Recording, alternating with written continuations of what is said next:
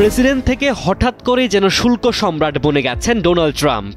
বিশ্বকে শুল্কের জালে বাঁধার প্রয়াসে নিজের দেশের আইনি জালে নিজেই আটকা পড়লেন তিনি। যুক্তরাষ্ট্রের একটি ফেডারেল আপিল আদালত স্পষ্টভাবে জানিয়ে দিয়েছে, ডোনাল্ড ট্রাম্পের আরোপ করা বেশিরভাগ শুল্কই অবৈধ। আদালতের ৭-৪ ভোটে দেয়া রায়ে বলা হয়েছে, ট্রাম্প আন্তর্জাতিক জরুরি অর্থনৈতিক ক্ষমতা আইন IEEPA ব্যবহার করে যেভাবে শুল্ক বসিয়েছেন তা আইনের লঙ্ঘন। এই আইন তাকে এমন কোনো ক্ষমতা দেয় না, বরং শুল্ক আরোপের অধিকার কেবল কংগ্রেসের।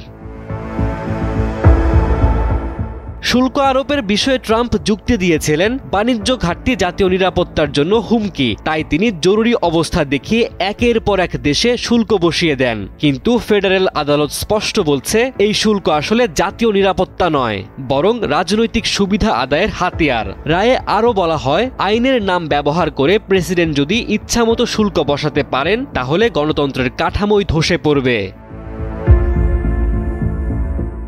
নতুন এই রায় কার্যকর হবে আগামী 14 অক্টোবর থেকে।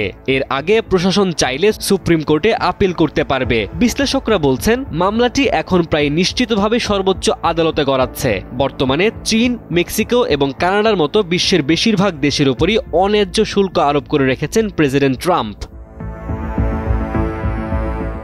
তবে ট্রুথ সোশ্যালে এক পোস্টে ট্রাম্প এই রায়ের সমালোচনা করে বলেছেন, যদি বহাল থাকতে হয় তাহলে এই সিদ্ধান্ত আক্ষরিক অর্থে মার্কিন যুক্তরাষ্ট্রকে ধ্বংস করে দেবে। তিনি লিখেছেন, আজ একটি আপিল আদালত বলেছে আমাদের শুল্ক প্রত্যাহার করা উচিত, তবে তারা জানে না যে শেষ পর্যন্ত মার্কিন যুক্তরাষ্ট্রই জিতবে। ডেস্ক রিপোর্ট, সময়ের আলো।